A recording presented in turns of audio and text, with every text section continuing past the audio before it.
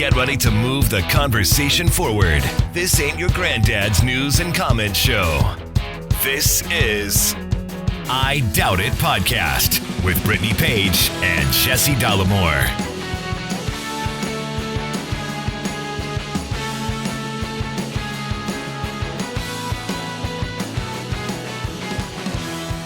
Welcome to the show. Thank you for joining us. Episode 896 of I Doubt It Podcast. I'm your host, Jesse Dollemore, joined today at a brand new desk with your other co-host, Brittany Page.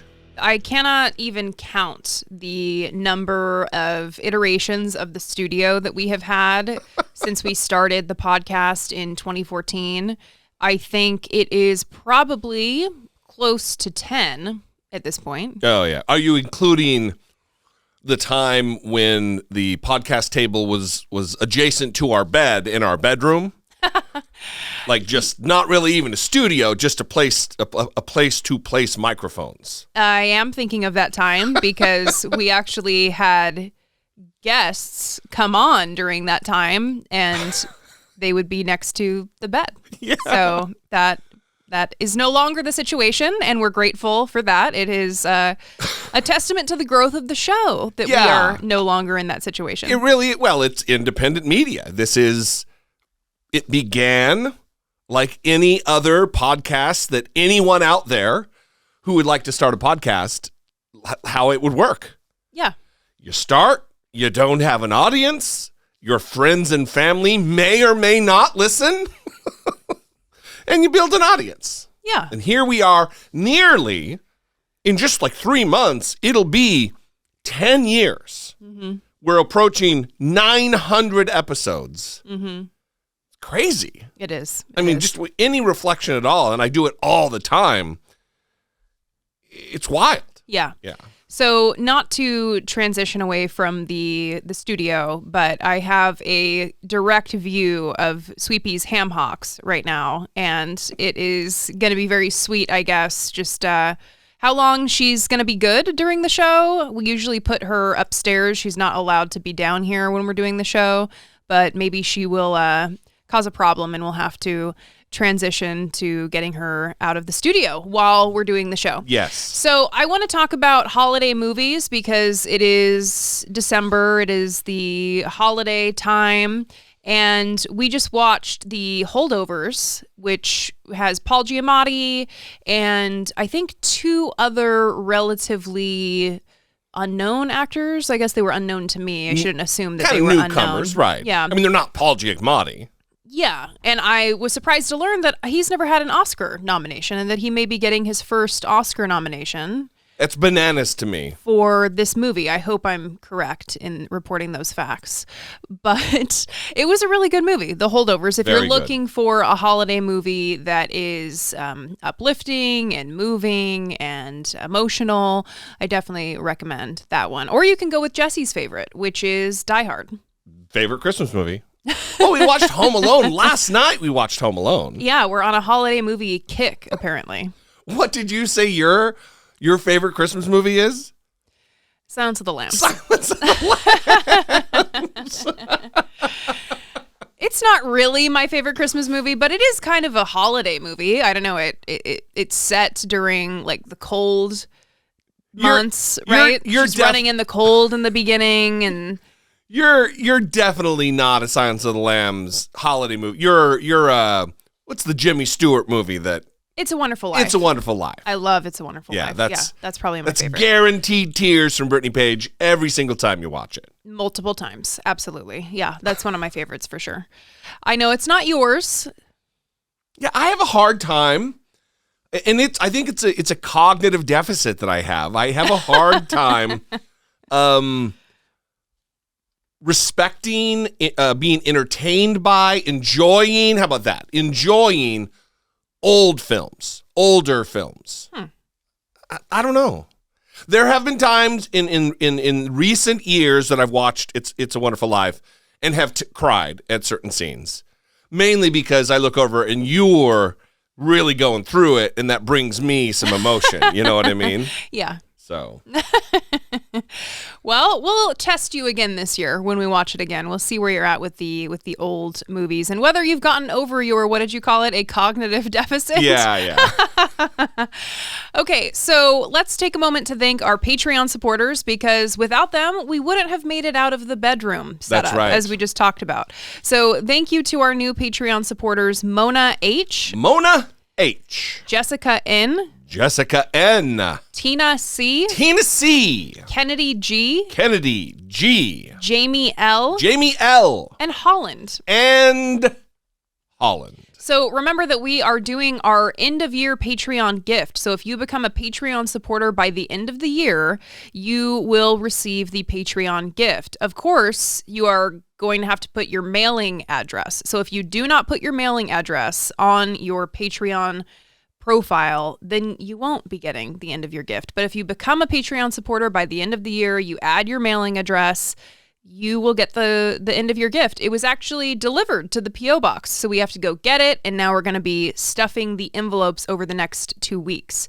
So please get those addresses updated as soon as you can. Well, let me add not a caveat. Let me add to what you're saying is oftentimes, and not like sometimes, it's we receive a shit ton of returned envelopes with the gifts every single year because people move and they don't update their address, or they've entered their address incorrectly, which still just blows my mind. So make sure your address. Somebody wrote in and said, I couldn't figure it out.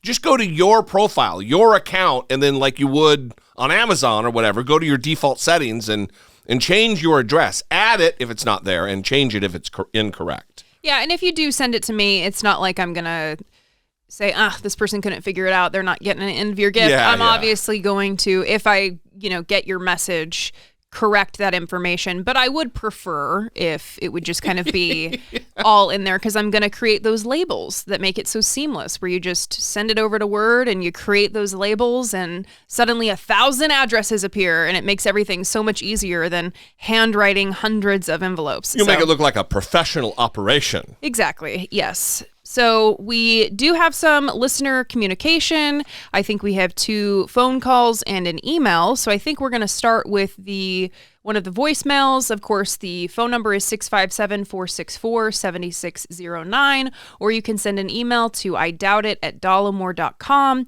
This first voicemail is from Kara.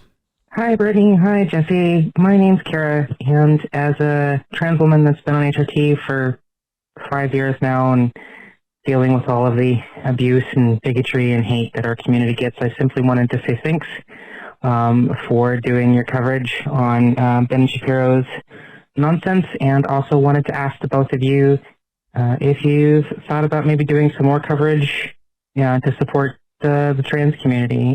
Thank you for what you do. I really appreciate it, and I hope you have a wonderful day. Well, thanks, Kara. It's always encouraging to receive messages like this. And it's kind of it's an opposite, like, I always feel like we should be the ones offering encouragement and hang in there, and because we're in the non-oppressed segment of in many ways a privileged setup with just the luck of what we've been born, and it's nice to receive these types of emails. Let me tell you, what did we call that one episode where we really went at it and the entire episode turned into trans issues? Trans extravaganza, we called the episode? Yeah, it was episode 851 on March 6th of this year. Yeah.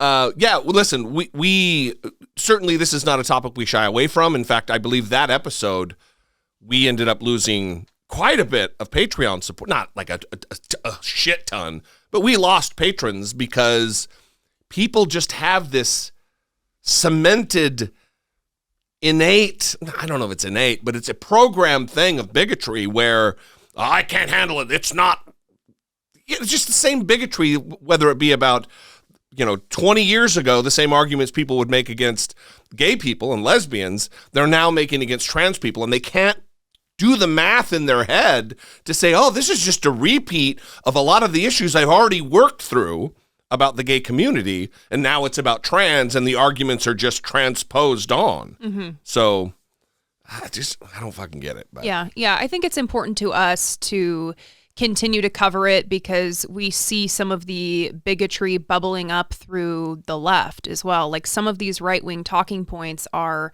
getting through to the left. And in fact, you see some prominent right-wing commentators sometimes dominating Twitter, for example. You mean left-wing? Like Anna Kasparian. Yeah. You said right-wing. Oh, okay, yeah. That easy to make the mistake sometimes, though. where they will say things about, I'm not going to be called a birthing person or whatever it is. They're complaining about things and that aren't really a problem. And then that helps like elevate those right-wing talking points, even for people on the left. And so I think it's important that we take a stand, we continue to take a stand. And, Kara, if you come across a story that you feel like is important, please send it to us. And that doesn't just go for Kara, that goes for anyone. If you feel like there's a story out there that you think is important for us to cover, I can't guarantee that we will cover it, obviously, but we get stories, we get recommendations, and sometimes it's like, oh, wow, we didn't come across this. This is important. We want to cover this. So definitely send that stuff our way. If there's a trans issue that you feel like needs to be highlighted, definitely send it our way and let us know. And also, just to put a fine point on this, trans rights are human rights, and if you're getting there but you're not quite there yet, kick yourself in the ass and get there.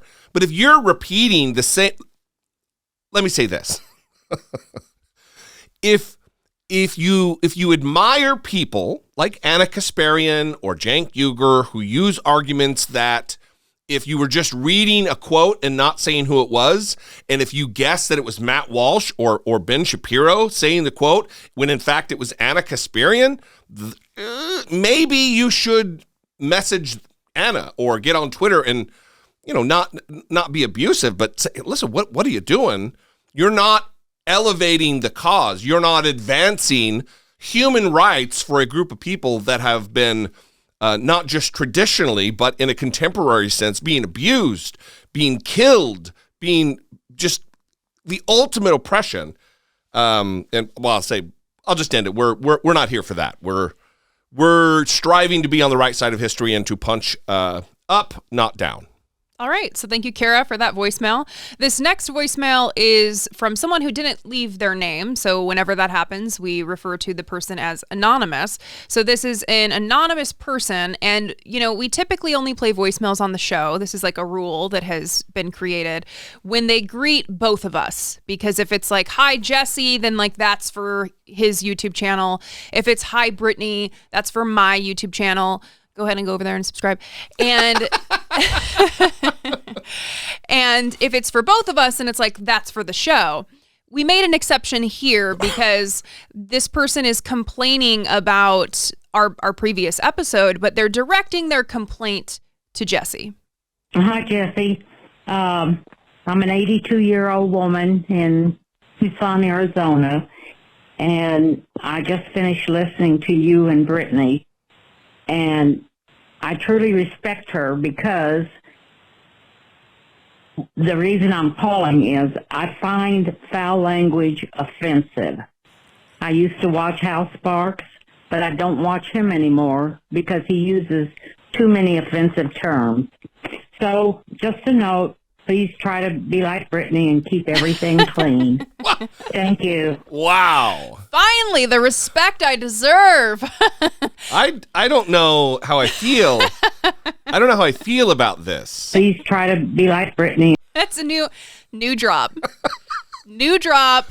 As just a reminder, it's nice to hear people telling you to be more like me rather than people telling me to be more like you. It's nice. Well, let me address the anonymous caller's main point. Please try to be like Brittany. I think that's a secondary point. The main point being that being offended by or foul language offends me.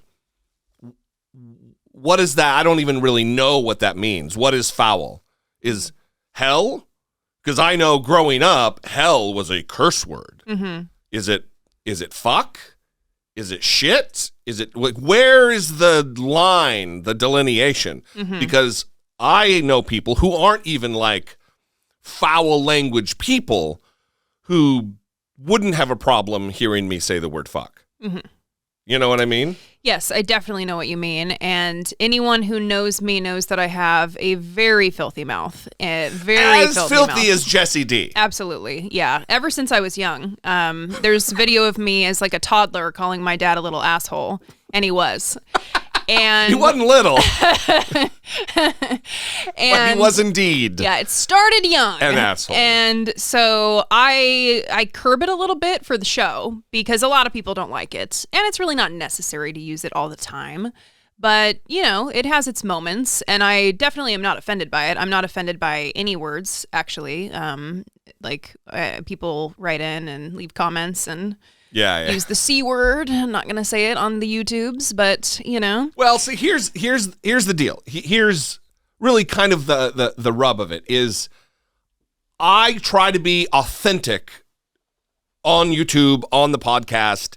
And I think I'm more authentic on the podcast because I drop the F-bomb a lot more, and it's really part of my vernacular. It's not me trying to be edgy and using language. This is just who I am. And I curse in my real life because I'm an adult and I use adult language. If you don't, great. And the reason I don't do it as much on YouTube, and this is going on YouTube, so that's kind of dumb, but like on the Dollemore Daily, is because of monetization, and people have reached out and said, hey, I can't watch this at work if you're going to be dropping the F-bomb, so I bleep it when I say it, which is rarely.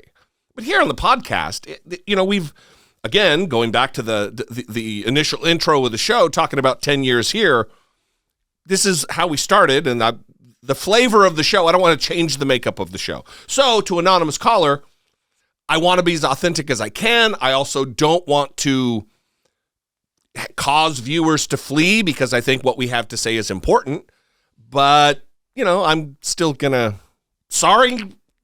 kind of sorry, but sorry, not really going to change. I also think that a lot of the things that we talk about kind of call for strong language, and the things that actually do upset me, that do offend me, are like violations of human rights and these things that we're talking about all the time. Those are the things that actually upset me. And so if we are going to use strong language, we're going to use it because it helps amplify what we're feeling, and it's descriptive. It helps communicate a message. There's a reason for using it.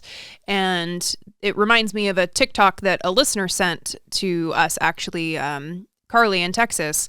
And the guy in the TikTok was making a similar argument that, like, he hasn't, I think it was like about raising his kids, that he hasn't raised his kids to think of bad words as being bad.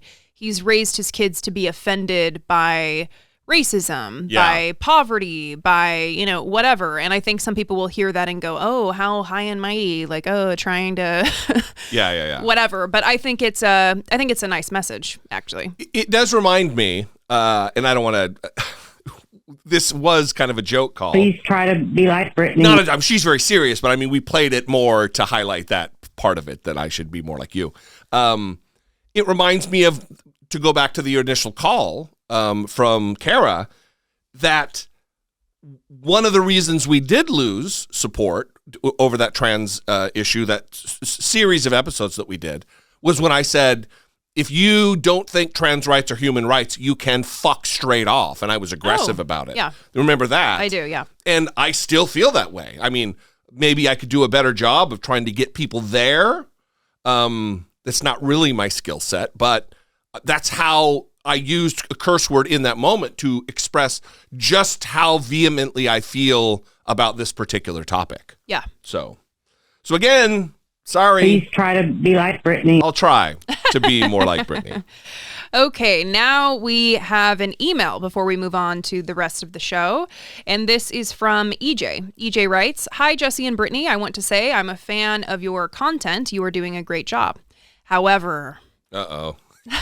Oh, no! EJ! "The one thing that really concerns me in this day and age is that Trump and his fellow no-good doers are taking up all the air in the room, and that it is the only thing you talk about. Granted, they give you plenty of material. I know good news doesn't sell as fast as bad news. However, we need to remind people that Biden is doing big and great things, and we need to remind people that good things are happening now. It's not all bad news. In the 60s and 70s, there used to be a policy that networks would give equal time to opposing viewpoints, and that was good for decent, thought-provoking conversations. However, when they got rid of that, it enabled the Fox News networks of the world to show up and just dominate airtime with a singular opinion as if it were news. What I'm asking you, with your platform, is to give Biden and Harris's accomplishments some airtime. Let's remind people that there are reasonable people out there doing powerfully important things that really affect their everyday lives, and they should want that to continue. I hope you get what I'm talking about. You have a powerful platform. The messaging is great, but if you can make some of it about how good some things are, it will diminish Trump taking all of the air out of the room. Thanks for your time, and keep fighting the good fight. Thank you for your service, EJ. Well, thank you, EJ. Wow, it's a lot here. Did EJ list any of Biden and Harris accomplishments? I mean, very important. Certainly a passion of EJ's to want them talk to. Which ones did they list? None. Oh, wow, it's a real missed opportunity, EJ. Well, and here's what I would say to that. I'm just teasing. But I mean, doesn't this illustrate somewhat of a point? Yeah, here's what I would say about that. First, let's broadly just talk about the point about like the bad news sells more than the good news. I think it's really important to talk about the attacks on our democracy, the impending fascist takeover, the danger that is allowing Donald Trump to be reelected president, or any Republican for that matter, given the Project 2025, which Jesse and I are working on a script together to produce a long form video about what exactly Project 2025 is and how dangerous it is, and it's very scary. And so I don't think about that as like bad news sells. In fact, that video is probably not going to do well. That's right.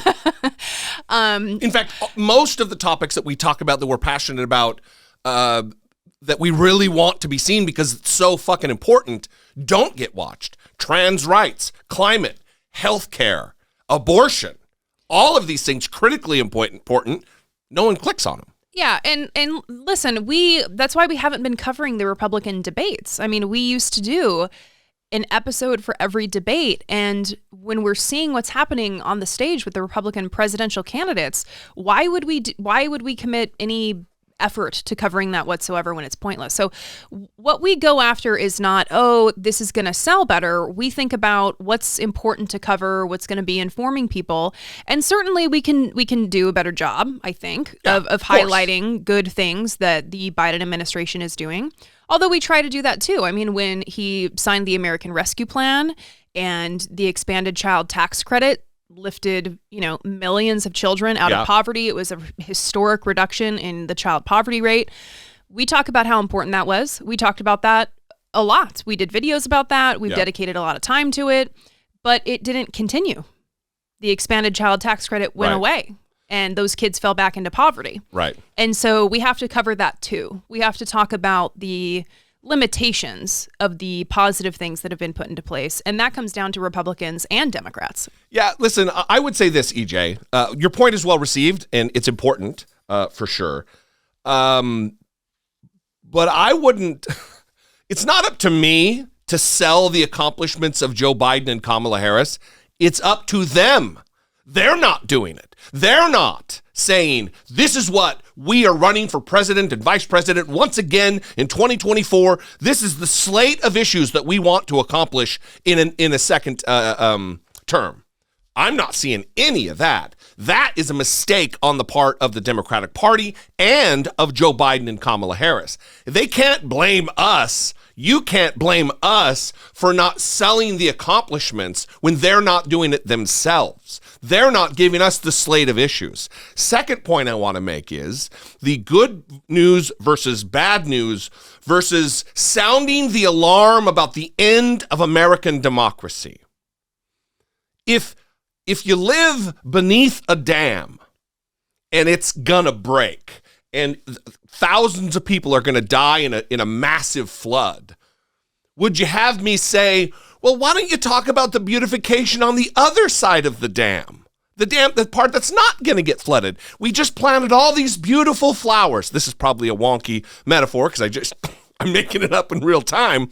But none of that would be important because of the impending loss of life from the dam breaking. So this isn't just good news versus bad news. Well, why don't you talk about the pretty flowers? Because of the fact that we are in a situation where democracy will be over if Donald Trump is reelected. They have a plan in place to make sure that that happens because the ideological stances of the Republican Party are in misalignment with the rest of the country, and the only way that they remain in power is through cheating and nefarious means. So we're going to sound the alarm before we talk about the pretty flowers that were planted. Yeah. I think that's going to just continue to happen.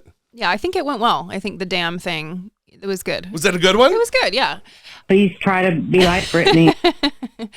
I also think that through talking about the negative things, that people can implicitly see the juxtaposition. I mean, that Democrats are not the ones who are planning to bring down our democracy and who refuse to accept election results unless they win.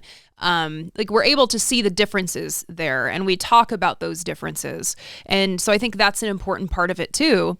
But yeah, I mean, we tend to just focus on what the danger is, and the danger really is in the Republican Party. But we also get flack, by the way, for criticizing Democrats too often. Right. So it's tough to be in this spot where we're not going to please everybody. It's impossible to please everybody. But can we be doing better? Absolutely. For sure. And we appreciate emails like this that help remind us that we can be doing better.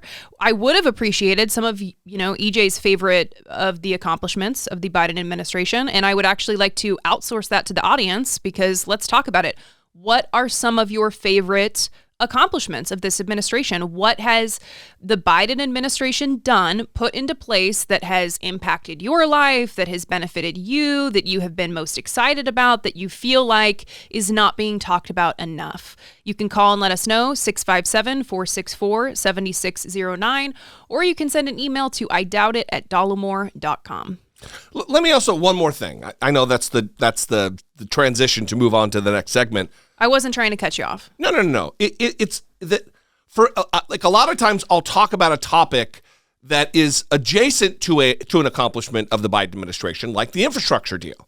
And I'll point out that Republicans are campaigning. They're going down to ribbon cuttings that are a direct result of the infrastructure bill that they voted against. So it is a sideways way of pointing out an accomplishment that Republicans not only were not a fan of, they voted directly against. So a lot of times it's not as easy, or it's not as simple as you didn't talk about the accomplishment, because there are accomplishments. And then then we'll move on here. I believe right now the most important thing for Biden to do is to let us do what we do and explain to the rest of the American people what they plan to do in 2025 when they hit the ground for a second term. What are their priorities? What do they presume to achieve? Is it codify Roe? Great. Fantastic. Should have been done 2 decades ago, but I'm here for it. Is it codify gay marriage? Is it to propose constitutional amendments that will protect a generations and generations worth of LGBTQ people in America? Yes, I'm here for that. I haven't heard. It's crickets. Where's my crickets? It's crickets from Joe Biden and Kamala Harris about what their agenda will be for America going forward. So I would love to be CC'd on your email, EJ, to the campaign. Again, we'd love to hear from you, 657-464-7609. And of course, you can email a regular old-fashioned email or a voice memo from your smartphone to idoubitit@dollemore.com.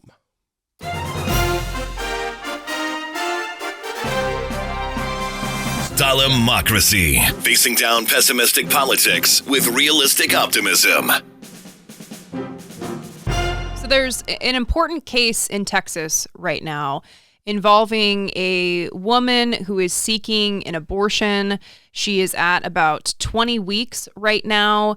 Her fetus has a deadly condition. The doctors believe that it will not survive childbirth, and if it does, it will only survive for a brief period of time, and that brief period will be filled with pain and suffering and turmoil.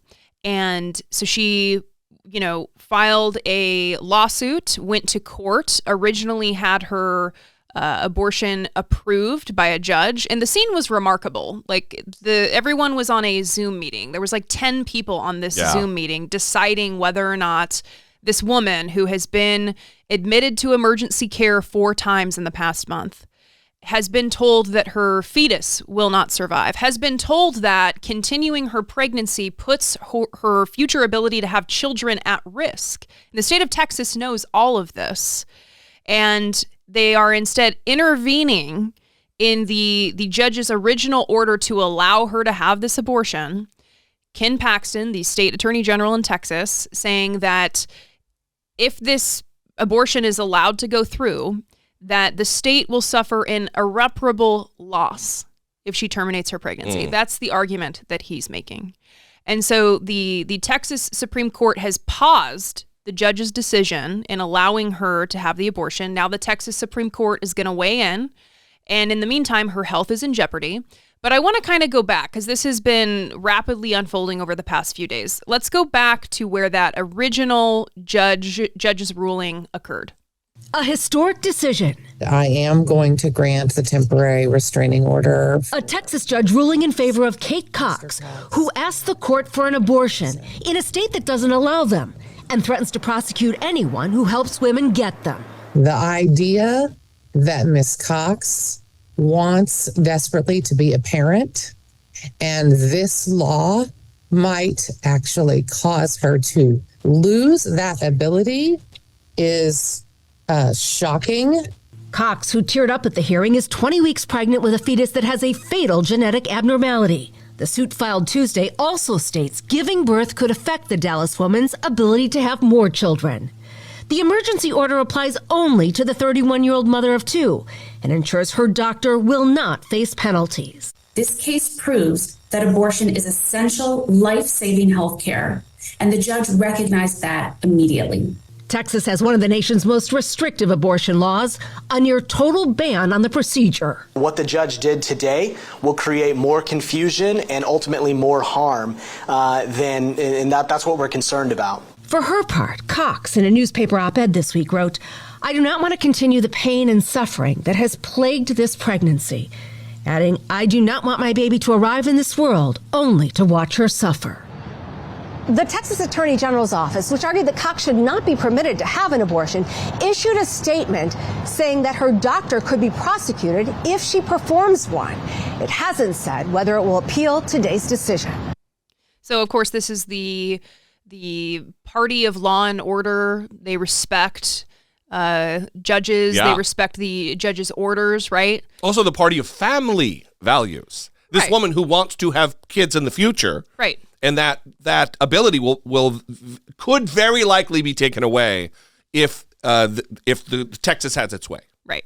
So even though the judge said, this is very necessary, this woman needs to have this procedure, Attorney General Ken Paxton said, no, that's not going to happen, filed an appeal, and now it's in the hands of the Texas Supreme Court, which should be making a decision soon.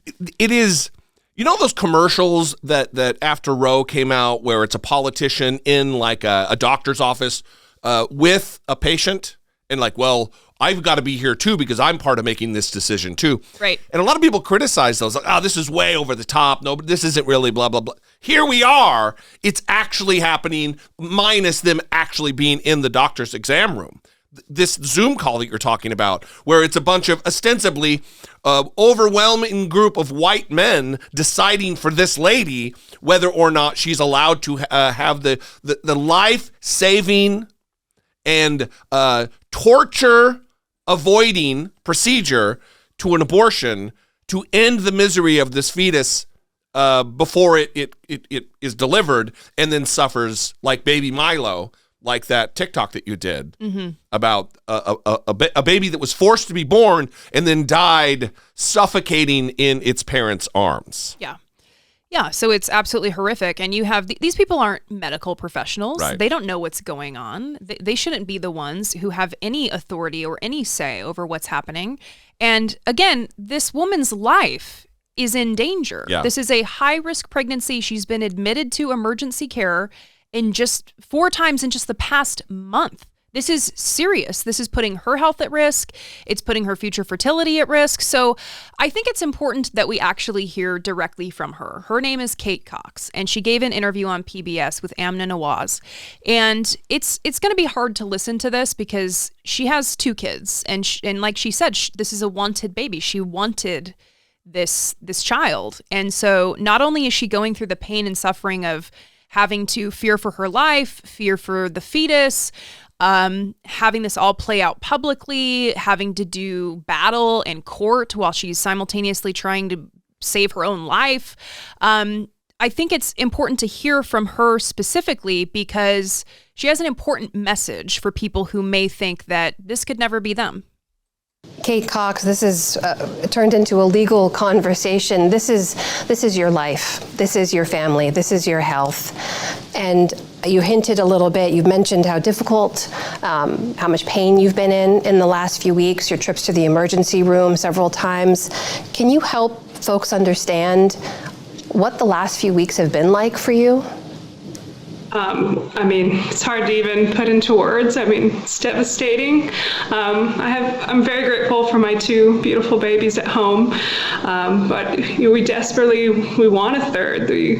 We're so excited for this baby. She is deeply loved, deeply wanted, but fortunately, pregnancies are not all rainbows and sunshines, and it's surreal that I'm navigating these complications, publicly. It feels like this is a medical decision, for me and for our family. And so to be going through, the loss and the pain, and it's hard. Kate, you didn't have to give an interview today. You don't have to give any interviews, but you did want to speak today. Why? I wanted the opportunity to tell my story. I know personally before going into this, I never imagined we'd be in this position. I never imagined I would ever want or need an abortion.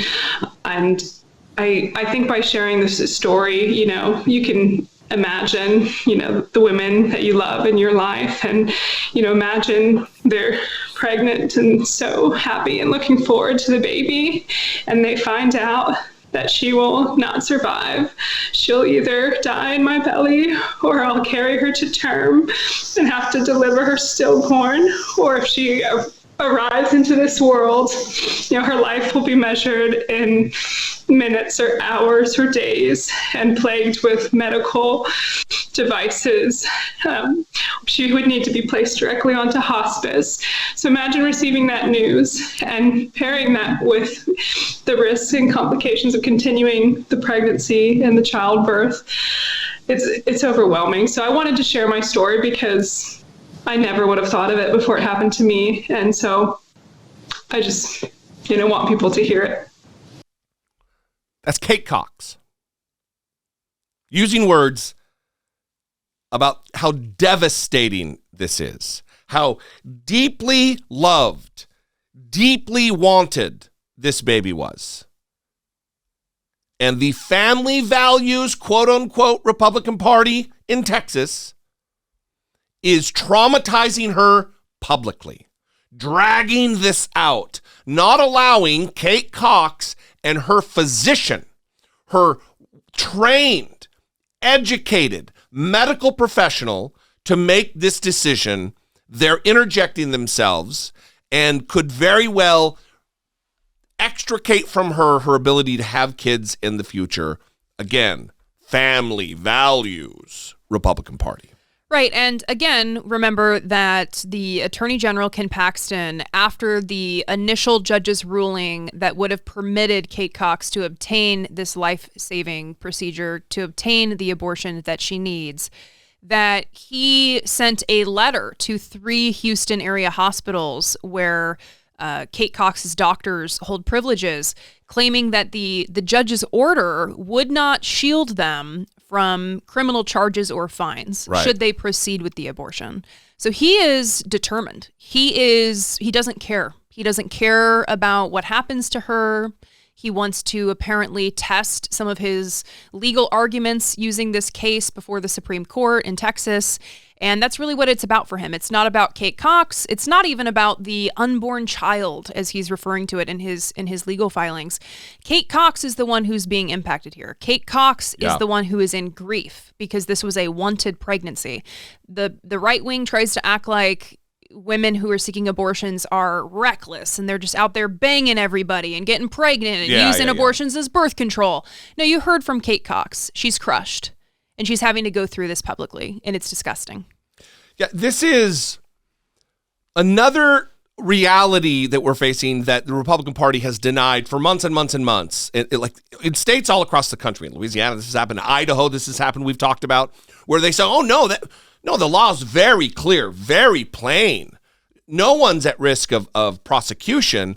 And then here we see. The coin has flipped. We know what Ken Paxton is doing. He's now threatening doctors with prosecution if indeed they practice medicine, and that's what this is, practicing medicine in the state of Texas. Right. And you heard in that first news package, there was a guy who said that this case is going to make things more confusing. He was a representative from a Right to Life organization. This case isn't going to make things more confusing. What has made things confusing is Ken Paxton refusing to follow what the judge ruled. Right. And creating more fear for doctors that even when a judge says this abortion should be permitted, that they're still going to be at risk of prosecution, of fines, of losing their medical license and their livelihood to be able to continue to make a living. And, this case also gets to the heart of why there shouldn't be hurdles in place to obtaining abortions. I think sometimes people hear, getting an ultrasound and having a waiting day period, that seems reasonable. Why shouldn't we permit that? Well, because it's pushing someone like Kate Cox further and further along in their pregnancy.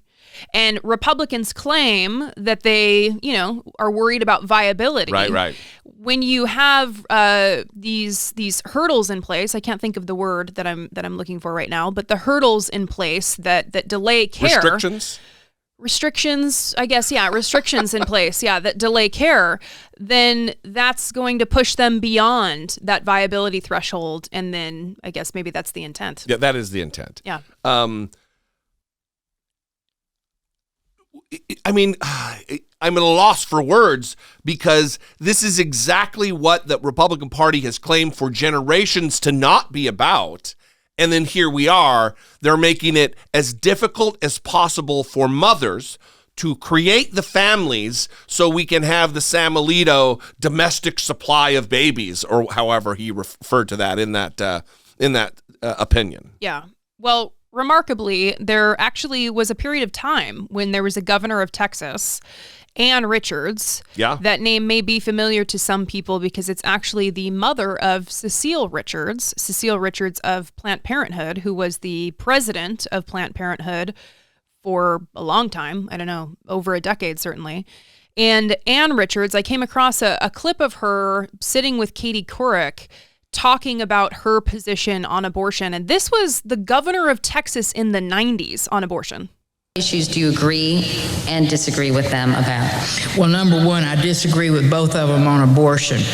I think a woman has a right, and every woman has a right, and no government should interfere whatsoever in a woman's decision about whether or not to have children. I mean, hey, no, wait, don't jump all over that guy. Let me tell you, I have seen more children in a world of hurt as a consequence of their birth to people who did not want them and could not care for them than I have from people who've had abortions.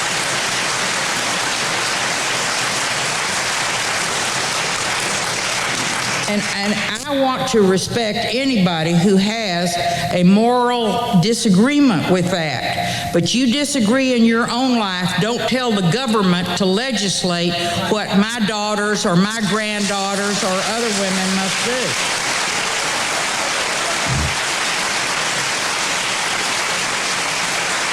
Now, of course, this is the reasonable position to take, and we juxtapose this just decades ago in the state of Texas to what we have now with Ken Paxton and the Republican Party nationally, but also in the state of Texas, that against all evidence of what the consequence will be here, they're pressing forward. We're seeing maternity wards having to close, OB/GYN services just being removed from hospitals in Idaho and other states, and this is what's going to happen in Texas. And here's the breaking news: they don't give a shit. They don't care if it's going to spike maternal mortality, infant mortality in their state. They don't care. Yeah. Because it serves the evangelical monster that controls much of what the Republican Party does and believes. Yeah. And I think that's actually a good transition into our next topic because, Liz Cheney has been making the rounds promoting her book, which is now a #1 bestseller. And good for you, Liz. And she's been making the rounds. But what she's talking about in her book and in her interviews is very similar to what we heard from Mitt Romney when the book about Mitt Romney was published. He didn't write that book. That was McKay Coppins. But they are talking about the same thing, which is that Republicans really don't have any kind of moral values. And we're seeing that in this discussion about Texas as well. They don't really have moral values, guiding principles. They're all about what is politically expedient. And we have a perfect example of this with Liz Cheney talking about Kevin McCarthy. Before we get into exactly just how depraved and without a moral compass Kevin McCarthy is, I want to play a clip of him this week talking about after everything that has happened, Kevin McCarthy is saying that he will support Donald Trump as the nominee and that he will even work in his administration if called. Will Donald Trump be the nominee? Yes. And the Republican Party? Yes. And if Biden stays as the nominee for the Democrats, I believe Donald Trump will win.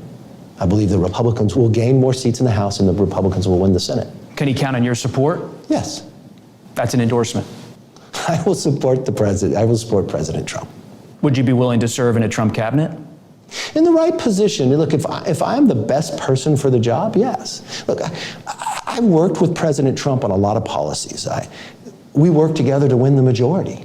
But we also have a relationship where we're very honest with one another.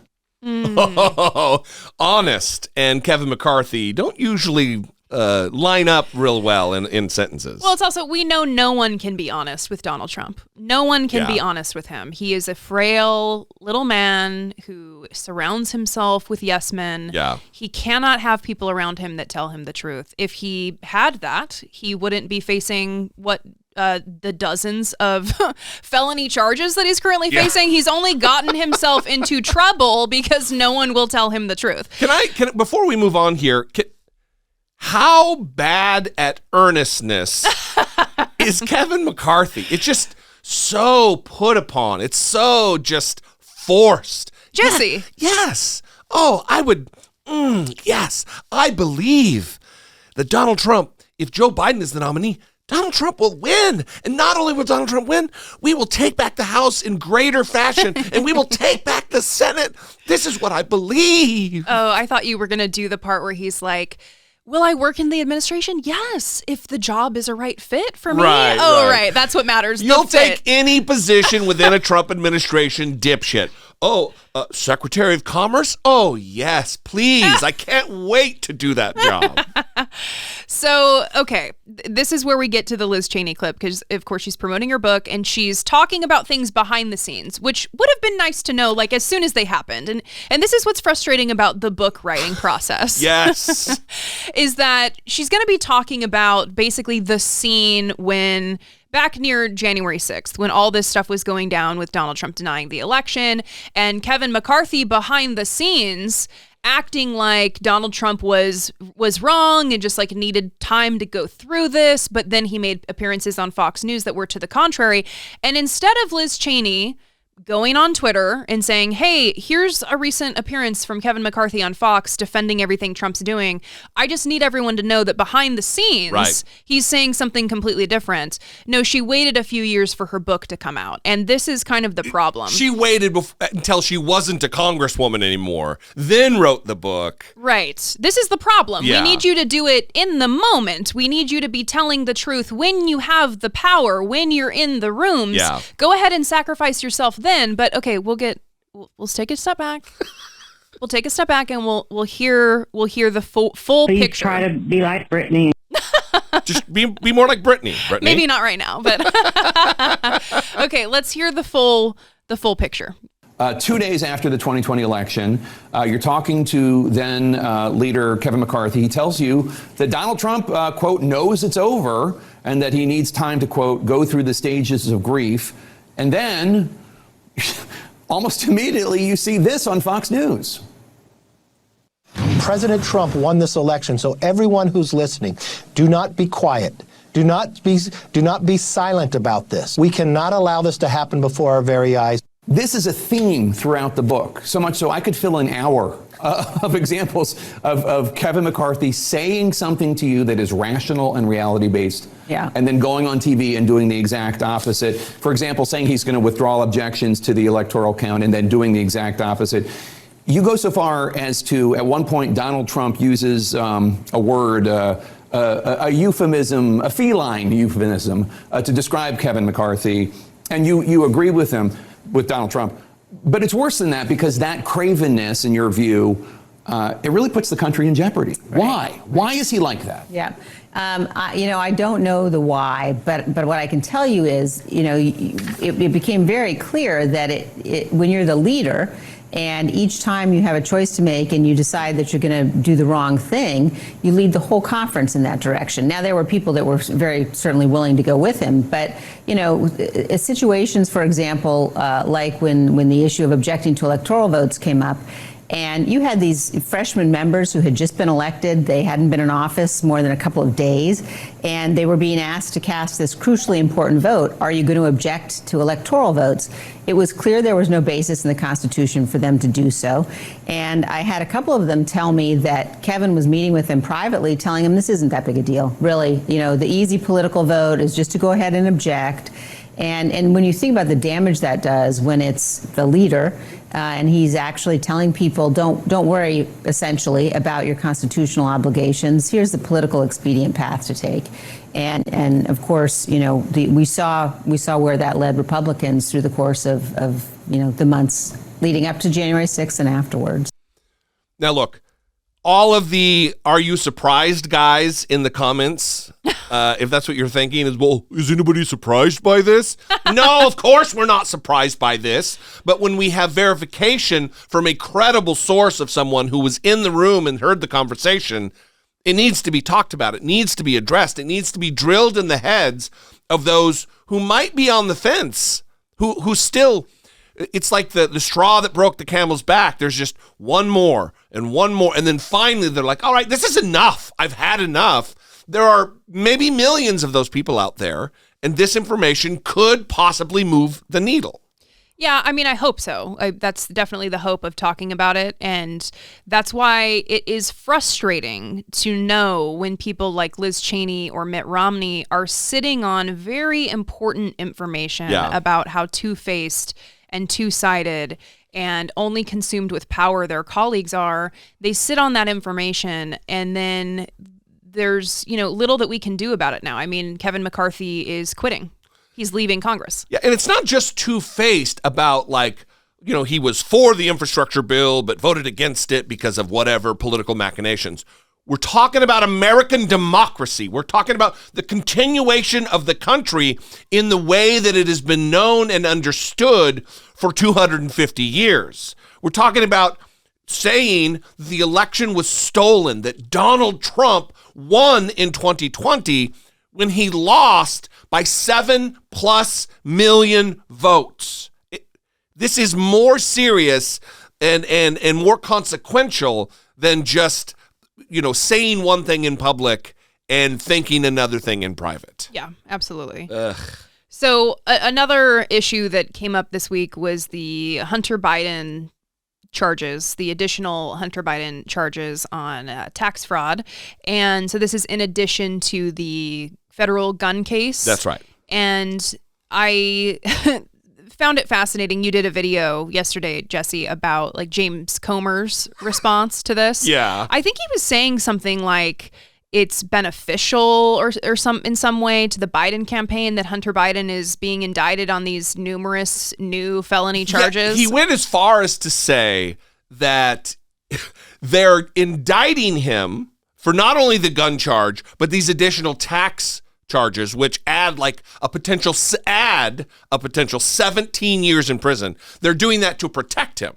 They're indicting him to protect him. Interesting. I guess that's interesting Republican logic, but we're going to turn to our favorite, my favorite legal analyst on CNN, Ellie Honig, who breaks down how serious these charges are and really how it's not really going to benefit the Bidens, not protect them. You may recall that back in July, Hunter Biden walked into a federal courtroom expecting to plead guilty to 2 tax misdemeanors with a probation sentence attached. That deal fell apart at the last minute. Now let's look at how things have changed. Now Hunter Biden is looking at 9 separate charges: tax evasion, tax fraud, and non-payment of taxes. And really importantly, these 2, there's 1 count of evasion, 2 counts of fraud. These are felonies now, much more serious. Tax evasion carries a max sentence of 5 years. Fraud carries a max sentence of 3 years. Nobody gets the max, but much more serious than before. Now, if we look at the indictment, this alleges a scheme covering 4 years, 2016 through and including 2019. The allegation is that during that time, Hunter Biden made around $7 million in income, primarily from foreign companies in Ukraine and China. Doesn't allege that those were bribes, does not allege Hunter Biden was engaged in illegal influence peddling as a lobbyist, but makes clear he did not do actual work meriting $7 million worth of income. And the allegation is that he failed to pay and committed fraud with respect to about $1.4 million in taxes owed. Now, the indictment lays out in detail the way Hunter Biden would allegedly commit this fraud. For example, he took false business deductions. The indictment alleges, as one example, that in 2018, he claimed he had $388,000 worth of business travel. But in fact, the allegation is he was doing no business, no real work. So he writes that off. And that's a fraud. The indictment also details lavish personal spending by Hunter Biden, $4.8 million worth of money that the government says he could have easily paid back. Instead, he used on personal expenses ranging from cars and clothes to, quote unquote, adult entertainment. One other interesting thing from the indictment, the sources of evidence that DOJ uses, they use Hunter Biden's memoir. They use things he says in his book against him. It's quoted extensively in the indictment. That's fair play. It's a statement by Hunter Biden. And they use certain texts from Hunter Biden, including one that references taxes. It's not exactly a smoking gun, but they say, well, look, he knew he had to pay taxes. He knew he owed these. So don't write about crimes in your memoir, I think is one of the key messages that I'm receiving here. Don't write about crimes anywhere. Don't text about them. Don't email them. Don't slide into somebody's DMs about your crimes. But most certainly, first and foremost, don't write a memoir where you highlight them. Yeah, that might be a good thing to do. You know, it's interesting. I think Donald Trump was president during this time that he was evading taxes and allegedly committing these fraudulent actions. And how about this? When he was committing these fraudulent actions that have been alleged. Yes. So Donald Trump becomes president and he's like, I'm just going to go for it. I'm just going to really get in there. No taxes for me, allegedly. And so this is Donald Trump's fault is what I'm getting at. Oh, yeah, for sure. Because Donald he did Trump's not fault. stop this from happening. Yeah, look, when I criticize, and I do, not every time I talk about Hunter Biden, but I will allude to the fact that I'm not a giant fan of Hunter Biden. And I get emails and voicemails from people who think it's because he's a drug addict. And that has nothing to do with the calculus that I make. If anything, that makes me have sympathy for him, that he has these external issues, internal issues that he deals with, the demons that he deals with, he has to do it in public. That's a bummer. That's not the reason that I have less sympathy for him. It's that he's a wildly privileged rich kid who's getting positions not based on his skill set, but on who he's connected to. And, you know, I don't know if it's some petty, immature jealousy that I have, but I don't have a lot of respect for it. You know, growing up poor kids, we don't have the ability to sell $500,000 paintings when we have no artistic ability. You know, I don't know. Mm-hmm. So that's why, for those of you who have emailed and written in and been bothered by the fact that I say I'm not a fan, it has nothing to do with his drug addiction and his struggles. This guy's been through a lot. He lost family members, his mom and his brothers, or his siblings. He's lost his brother Bo. I'm sure he's had some rough times, but he's also had a giant pile of money to comfort him in those times. Yes, and it's quite comforting when you have a giant pile of money. I wouldn't know, but I've heard good things about it. So it's interesting that Hunter Biden's attorney is alleging that this is a political bias, because you hear this from Donald Trump too, right? That the DOJ is going after him, that Biden has weaponized the Justice Department against him. And so I think this Hunter Biden case really shoots holes in Trump's argument that the Department of Justice has been weaponized against him and is being used by Joe Biden. Because if that were the case, obviously Joe Biden would weaponize that Justice Department to actually protect, not in James Comer's version of protect, actually protect his son from potentially spending years in prison. Yeah.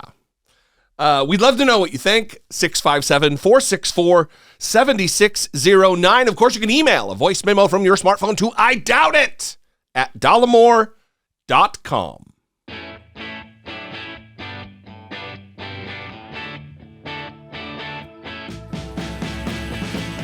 Taking care of biz. 17-year-old Max Hochman is taking care of biz today. We love the kids that are out there doing good work, and Max is definitely one of them. I saw this story on CBS, I believe, and Max created a weekly program where his peers visit elderly folks, seniors, in their residence in order to help combat loneliness. For these high school teenagers, spending the afternoon with people old enough to be their grandparents is their idea of a good time. Every Thursday, a group from the United Nations International School visits this New York City skilled nursing facility for an afternoon of competition Wait, that's not how you spell your name. and conversation. Yeah, It's the brainchild of 17-year-old Max Hochman, who started playing chess with his family at the age of 4. I started thinking about it during the COVID-19 pandemic. When I heard about how my grandfather was kind of feeling lonely, I decided to just pick up the phone one day and call him and ask him to play chess online with me. I saw how that really improved his mood. I thought how could I bring this to my community in NYC? That online chess game with his grandfather in Florida has morphed into 60 students visiting 3 facilities every week. I love all types of music. Much to the delight of residents like Lori James. You know, I'm seeing a lot of talking and very little chess playing. Is that what usually happens with these things? Yeah, sometimes, yeah. Because that's how you connect to one another. It seems like there's a lot more going on here than just chess. Actually, there's dominoes also and Scrabble, but there's a lot of conversation. Sometimes we don't play any board games at all. We just have a conversation. So it's really about the connection. We're so pleased to be learning from the residents at these homes. Maria Alomar introduced Daria Murnia to the game of dominoes. You said to me that the people in East Harlem, is that where you're from? Yes. They take dominoes very seriously. Very seriously, yes. What do you mean by that? When they're playing, they're making sure that their domino is shown. They slam it down. It's the banter back and forth. So there's a little attitude. It's a lot of attitude. I thought the challenge was to build the most intricate structures so you can knock them down. But I found out that it's a much more complex game than that. I won one game, but who's counting? In between chess moves, Luis Sanchez and Hugo Ilmesen discovered they had both lived in Panama. I was showing him some photos of me in Panama and we were talking about it. We speak English and then sometimes we'll speak Spanish. Did it surprise you that students would want to come here and play chess with older people? I think that, there's the desire on their end to have the connection as well. So it's not just, the residents wanting to connect with the youth, but the youth wanting to connect with them. Just knowing that there's still genuine young people out there who's willing to, come and sit with us, take the time out, to connect with the, generations before them. Gives you faith? Yeah. For CBS Mornings, I'm Dr. John LaPook. So this is great. Number one, I've always kind of loved older people. And I think it's because I didn't spend a lot of time around them. Like, I never knew my grandparents. I remember in elementary school, they would have Grandparents' Day. And I would just go home because I didn't have grandparents. And I would see all the grandparents, and I'm like, it'd be so cool to, like... You should have just sidled up to one of your friends like, nope, you're my grandpa now. Yeah, that would have been nice. But this is also cool because social engagement helps reduce some of the risk of cognitive decline. Yeah. At least some research suggests that. And so it's good for their mental fitness, their mental health, in order to have increased social engagement, whether it's with kids or other of their peers. But I think it's nice to have the kids come in and maybe learn some things, and hopefully there's no Trump rants in New York City because it's New York City. It also, I think, it shines a light on the fact that, or what I presume and hope is the case, that this particular generation is a lot more engaged, socially engaged, politically engaged, and willing to do the work that it takes to do good. Yes. And that is... because there's a lot of work ahead of us, climate change and a host of other very serious issues. And it sounds like this latest generation isn't, as lazy, no good ne'er-do-wells like my generation was, or is, yeah. or was at this age. Yeah. So good for Max Hochman. Good work. We taking care of biz for sure. Yeah.